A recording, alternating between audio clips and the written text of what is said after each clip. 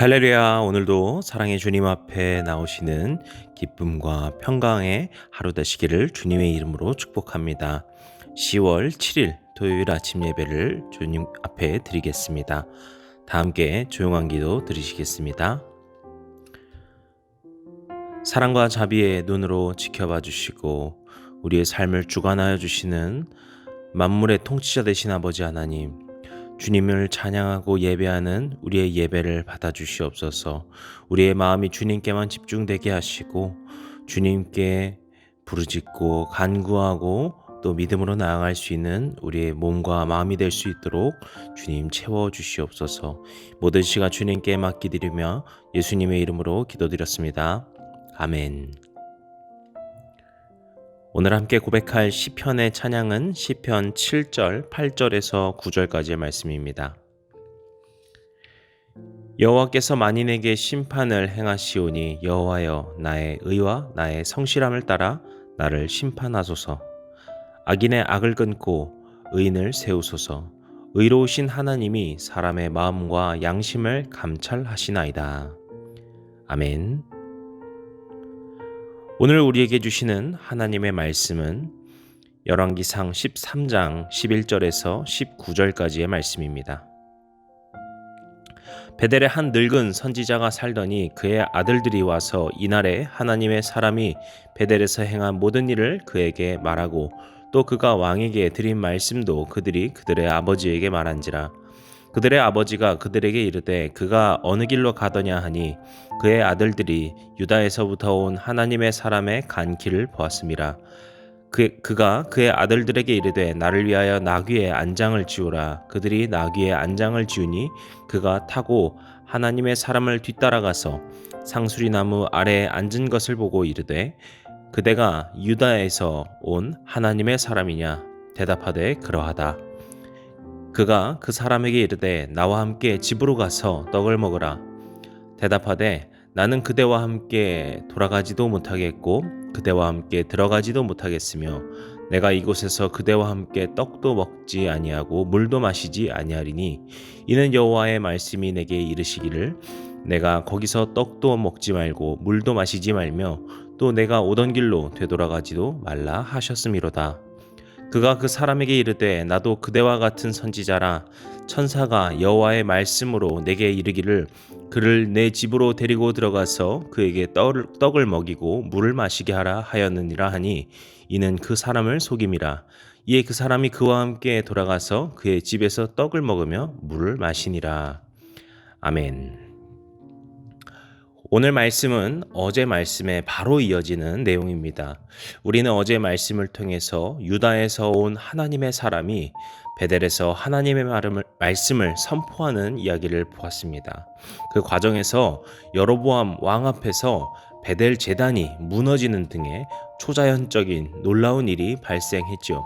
그렇게 하나님의 그 진노하심, 그 베델의 금송아지 를 만들고 그곳에 제단을 만든 그것에 대한 하나님의 진노하심에 대해서 전하고서 그는 하나님의 말씀을 따라 여로보암의 제안, 호의를 모두 거절하고 돌아가는 그 이야기를 보았습니다.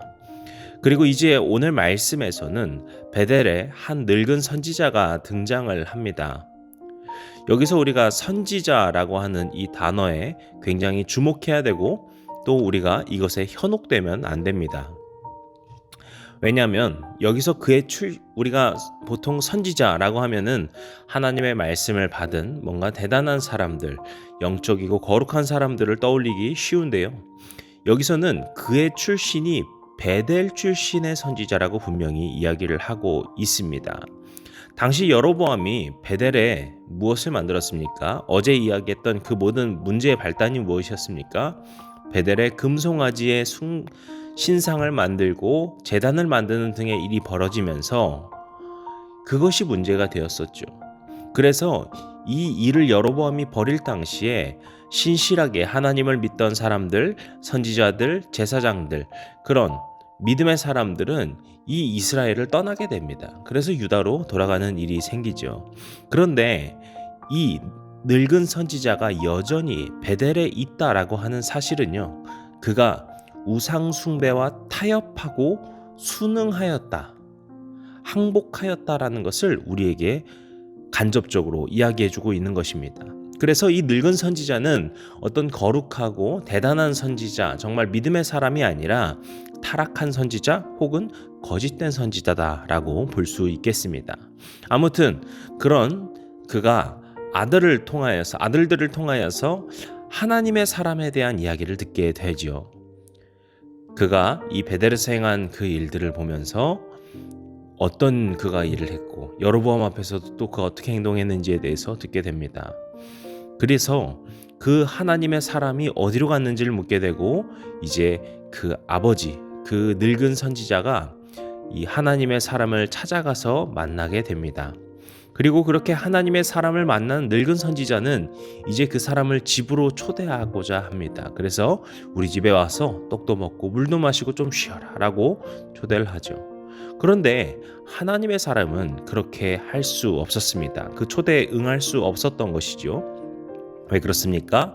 어제 말씀에서도 본 것처럼 그는 하나님의 말씀 가운데에서 떡도 먹지 말고 물도 마시지 말라라고 하는 명령을 들었기 때문입니다.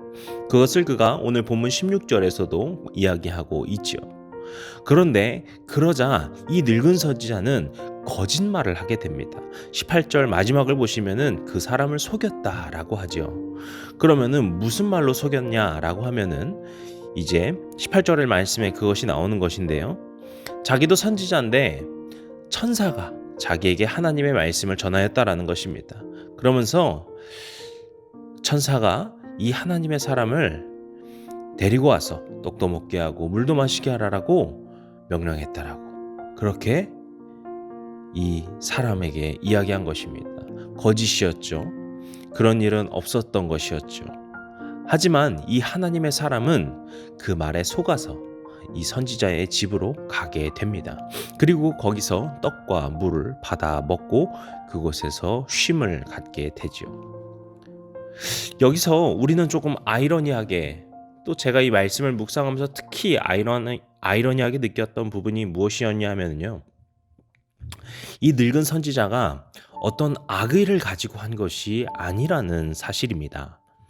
만약에 이 늙은 선지자가 어떤 그 하나님의 사람을 시기해서 질투해서 함정에 빠뜨리려고 했다라고 하면은 이 사람이 나쁜 사람이었구나, 속으면 안 됐었는데 그냥 이 정도로 끝났을 텐데요. 이 늙은 선지자가 행한 것이 그렇게 악의를 가지고 한 것이 아님을 알 수 있어요. 왜냐하면 내일 말씀을 보게 되면은요, 이 하나님의 말씀을 어기게 된 그 하나님의 사람은 사자로 말미암아서 죽임을 당하게 됩니다. 그리고 그렇게 죽게 된 그 하나님의 사람을 본 늙은 선지자는 슬퍼하는 이야기가 우리가 내일 말씀을 통해서 보게 되는 것이죠. 그래서 우리는 여기서 두 가지 궁금증이 생깁니다. 첫 번째는 왜 이 늙은 선지자는 그 거짓말을 했을까라는 것이고요. 그리고 두 번째는 왜 하나님의 사람은 그 거짓에 속아버리고 만 것일까라는 이 두 가지일 것 같습니다. 이 늙은 선지자를 통해서 우리가 생각해 볼 수 있는 건, 그것은 무엇인가 하면은 바로 이 늙은 선지자가 영적으로 철저하게 해이해졌다라는 것입니다. 앞서 말씀드린 것처럼 그의 거짓으로 인하여서 하나님의 사람이 죽게 되고요, 그것을 본 늙은 선지자는 슬퍼하였습니다. 그런데요, 많은 주석가들은 그가 하나님의 사람을 초대하고 싶었을 것이다라고 봐요. 왜냐하면 그의 인생이 어땠습니까? 베델에서 금송아지를 숭배하고 있는 가운데 다른 신실한 사람들, 자기와 함께했던 믿음의 사람들이 떠나는 것을 다 봄에도 불구하고 그는 그냥 그곳을 받아들이고 그냥 쓸쓸하게 살아가고 있는, 그렇게 늙어가고 있는 허탈한 인생이었을 거예요. 그런데 그런 인생을 살고 있다가 그 하나님의 사람이 유다에서부터 와서 행한 그 담대한 이야기에 도전이 되었을 수도 있겠고요.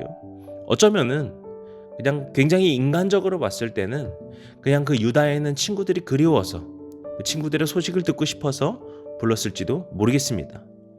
어쨌든 간에 이것이 어떤 악의를 가진 것이 아니라 그를 만나고 싶었고 그렇게 초대하고 싶었다라는 것입니다.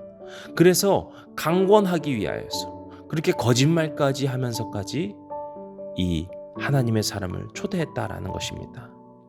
그런데 바로 이 그의 거짓 속에서 이 늙은 선지자가 얼마나 영적으로 무너져 있는가를 우리는 목격하게 되는 것이죠.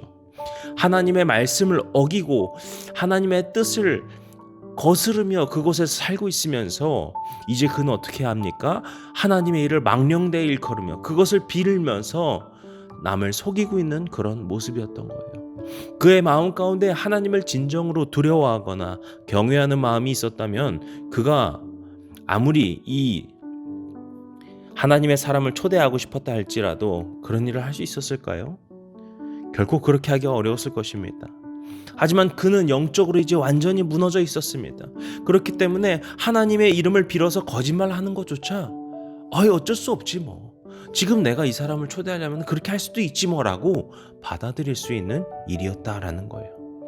그 정도로 이 늙은 선지자는 영적으로 해이해져 있었고 무너져 있는 그런 신앙의 모습이었다라는 것을 우리에게 비춰주고 있습니다.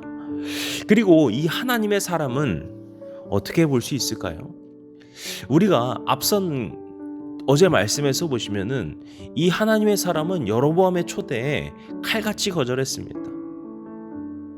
왕의 그 명령에 거절했다가 무슨 꼴을 당할지도 모르는데 그 가운데서도 칼같이 거절한 아주 담대한 사람이었다는 것을 우리가 알 수 있어요. 그런데 그런 그가 왜 이 늙은 선지자의 말에는 바로 넘어가 버린 것일까? 그래서 그로 말미암아 죽임까지 당하게 된 것일까? 우리가 잘 생각해 보시게 되면은요, 그가 돌아가는 길에 하나님께서는 음식도 먹지 말고 물도 마시지 말라라고 명하였습니다. 그런데요, 돌아가는 길이라고 하는 게 하루 이틀 만에 갈 수 있는 길일까요? 그 당시 뭐 자동차가 있는 것도 아니고 기차가 있는 것도 아닌데, 심지어 무슨 마차가 있는 것도 아닌데, 아마 마차가 있어도 아무나 탈 수는 없으니까요. 그런 가운데에서 하루 만에 갈 수 있을까요? 그가 어디 살고 있는지를 정확히 알 수 없다 보니까 얼마나 걸릴지 알 수 없겠지만 하루를 충분히 더 걸릴 것이라고 생각할 수 있고요. 그렇지 않더라도 하루만 걸리더라도 그것이 얼마나 힘든가 생각해 보게 되죠. 그 돌아가는 길이 얼마나 힘들겠습니까? 그런데 그 가운데서 아무것도 먹지 못하고, 특히 그 더운 이스라엘 팔레스타인 지역에서 물도 마시지 못하는 것이 얼마나 힘들었을까 우린 생각해 볼 수 있는 것이죠. 하지만 하나님의 말씀이었기 때문에 그는 순종하며 가고 있었습니다. 그런데요, 여기서 이 늙은 선지자가 하나님의 이름을 빌어서 거짓말을 할 때 그의 마음이 흔들린 거예요. 사실 잘 생각해 보시면요, 오늘 말씀에서의 이야기는요, 그 하나님의 사람이 결코 받아들일 수 없는 문제예요. 왜냐하면 이 가운데 논리적인 완벽한 모순이 있기 때문이죠. 왜 그렇습니까? 하나님께서 자신에게는 유다에서 아무것도 먹지도 마시지도 말라라고 했어요. 그런데 하나님께서 이 선지자에게는 먹이라고 했다는 거예요. 그렇다면 이건 완벽한 논리적인 모순입니다. 그렇기 때문에 이런 모순된 상황이라는 것을 그가 알았다라고 하면은, 알 수밖에 없는 그 상황 속에서는 당연히 왜 하나님께서 이렇게 말씀하셨을까? 무엇이 사실일까? 하나님께서 나에게 무엇을 바라는 것일까? 당연히 그것을 물어보았어야겠죠. 물어볼 수 있었겠죠. 물어보는 것이 너무나도 당연했겠죠. 모든 상황 가운데서 하나님의 말씀에 귀 기울이라는 것도 맞지만 이 사람의 지금 상황 속에서는 논리적으로 너무 모순된 일이 있었기 때문에 이건 반드시 물었어야만 했던 일이라는 거예요. 그런데 그는 그렇게 하지 않았습니다. 결국에 이 상황은 우리가 겉으로만 보게 되면은요, 하나님의 사람이 그 늙은 선지자의 그 거짓에 속았구나라고 볼 수 있겠지만, 이것을 조금 더 이 이면의 이야기를 생각해 보게 되면은 이 하나님의 사람은 그 늙은 선지자의 거짓을 빌어서 스스로를 속인 겁니다. 자기 자신을 그렇게 합리화하려고 했던 거예요. 자기에게 했던 하나님의 말씀을 어디 꾹꾹 집어넣어버리고, 아니야 그래, 저 선지자에게 저렇게 말씀하셨으면 나 먹어도 되는 걸 거야. 나 지금 이렇게 힘든데 나 이제 그거 그만해도 될 거야. 그렇게 자기 합리화를 해버렸다라는 것이죠. 그래서 그의 행동에는 하나님의 말씀을 완벽히 어기는 죄악이 있었던 것이고요. 때문에 그 결과로 내일 말씀에서 우리가 보게 되시지 그는 죽음을 받게 됩니다. 사랑하는 성도 여러분, 오늘 우리가 본 이 두 사람들의 그 모습을 기억하기를 원합니다. 우리가 하루하루 살아갈 때 우리의 믿음의 삶 가운데에는 영적으로 바로 서는 것이 가장 우선되어야 합니다. 우리가 하나하나 타협하기 시작하면서 우리의 삶에 하나님이 중심에 계신 것이 아니라 변두리에 계시거나 그저 자기 합리화의 도구로 계신다면 우리의 삶은 결코 하나님 앞에 바로 설 수 없을 것입니다. 그렇게 점점 이 늙은 선지자처럼 타락의 길로 빠지게 될 것입니다. 그리고 우리는 이 하나님의 사람을 기억해야 됩니다. 그래서 우리가 정말 힘들고 어려운 상황 속에서 죄와 비슷한 하나님의 말씀과 다른 것과 같은 그 유혹이 우리 가운데 찾아올 때 그것을 덥석 무는 것이 아니라 가장 먼저 기도로 나아가고 주님께 물으며 나아가는 믿음의 자세가 필요할 것입니다. 오늘 우리가 그것을 기억하며 믿음의 삶을 살아가시고 거룩한 삶으로 주님 안에서 살아가시는 하루가 되시기를 주님의 이름으로 간절히 축복합니다. 기도하시겠습니다. 사랑과 능력의 아버지 하나님, 주님께서 우리 가운데 함께 하시고 역사하셔서 말씀하여 주심을 믿습니다. 오늘 우리의 삶의 모든 걸음걸음을 주님께서 인도하시고 역사하시고 이끌어 주시옵소서. 모든 시간을 주님께 맡겨드립니다. 우리를 영적으로 바로 세워주시고 오직 주님의 중심 아래 바로 서게 하여 주시옵소서. 모든 말씀 예수님의 이름으로 기도드렸습니다. 아멘. 이제 주기도문 함께 들으시고 예배를 마치겠습니다. 하늘에 계신 우리 아버지여, 이름이 거룩히 여김을 받으시오며 나라의 임하옵시며 뜻이 하늘에서 이룬 것 같이 땅에서도 이루어지이다. 오늘날 우리에게 일용할 양식을 주옵시고 우리가 우리에게 죄진 자를 사하여 준 것 같이 우리 죄를 사하여 주옵시고 우리를 시험에 들게 하지 마옵시고 다만 악에서 구하옵소서. 나라와 권세와 영광이 아버지께 영원히 있사옵나이다. 아멘.